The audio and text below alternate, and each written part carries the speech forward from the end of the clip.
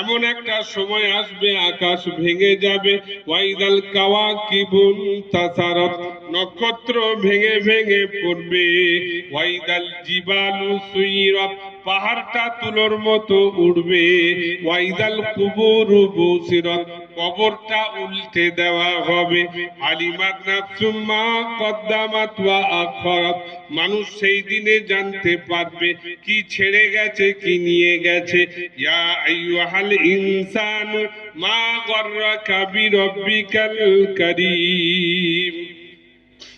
এখানেও আল্লাহ তাআলা ইনসান শব্দটা ব্যবহার করেছেন, বলছেন হে মনুষ্য জাতি, তোমার আল্লাহ এত দয়া করেছে, তারপরেও কি পেয়েছো যে এই দুনিয়ায় থেকে তুমি তোমার আল্লাহকে ভুলেছো, অর্থাৎ তোমার আল্লাহর পাঠানো যে সংবিধান তুমি সেটাকে ডিনাই করে জীবন যাপন করছো কেন? ওখানেও আল্লাহ তাআলা বলেছেন। আবার আল্লাহ বলছেন ইয়া আইয়ুহান নাসু ইত্তাকু রাব্বাকুম ইন্না যালযালাতাস সাআতি শাইউন আযীম ইয়াওমা তারাউনাহা তাযহালু কুল্লু মুরদিয়াতিন আম্মা আরযাআত ওয়া তাযাউ কুল্লু যাতি হামলিন হামলাহা ওয়া তারান নাসা সুকারা ওয়া মা হুম বিসুকারা ওয়ালাকিন্না আযাবাল্লাহি শাদীদ। আল্লাহ বলছেন হে মানুষ্য জাতি, তোমরা আমাকে ভয় করে পথ চলো, ঘরে বাইরে চলতে ফিরতে, মসজিদে মাদ্রাসায় মক্তবে ক্লাবে অফিসে এখানে ওখানে সর্বস্তরে, হে মানুষ্য জাতি তোমরা আমাকে ভয় করে পথ চলো।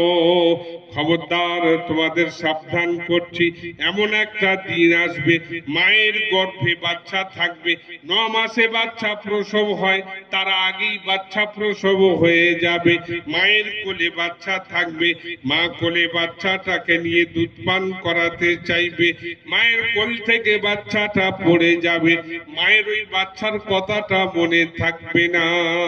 শুধু তাই নয়, বড় 16 ফুট 20 ফুট 30 ফুটের রাস্তা হবে, মানুষ চলবে এলোমেলো টলটল ভাব, দেখলে মনে হবে মাতাল আসছে।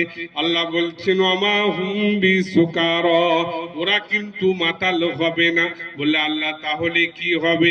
ওয়ালাকিন্না আযাবাল্লাহি শাদীদ, আমার শাস্তি এমন ভাবে যাবে, ওদেরকে এমন ভাবে ঘিরে ধরবে, দিশেহারা হবে, চোখ থাকতে দেখতে পারবে না, পা থাকতে ব্যালেন্স হবে না, শরীর থাকতে টলমল হবে, ডিসব্যালেন্স হবে, দেখলে মনে হবে মাতাল। এমন সময় আসবে ইন্না জালজালাতাস সাআতি শাইউন আযীম, মাটি থরথর করে কেঁপে উঠবে, বলবে ভূমিকম্প হলো, বাড়িতে ফাট নিয়ে নিল, 3 তলায় বাস করেন বড় বাবু, বলছে তাড়াতাড়ি নেমে পড়, ঘরে যা মাল আছে চলে যাক, জানটা বাঁচা। হচ্ছে কি হয়নি?